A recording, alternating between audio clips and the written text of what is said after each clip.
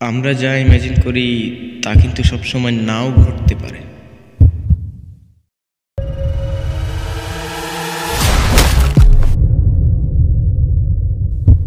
কিছু বাস্তবতা উল্টো ধরনের হয় এবং কিছু মানুষের সম্পর্ক হিংস্রতার রূপ নেয়।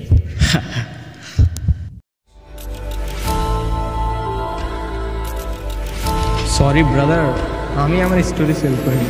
একটা বন্ধুত্বের গল্প। বাই দ্য ওয়ে, আপনার কোন ধরনের স্টোরি লাগবে? But with a twist.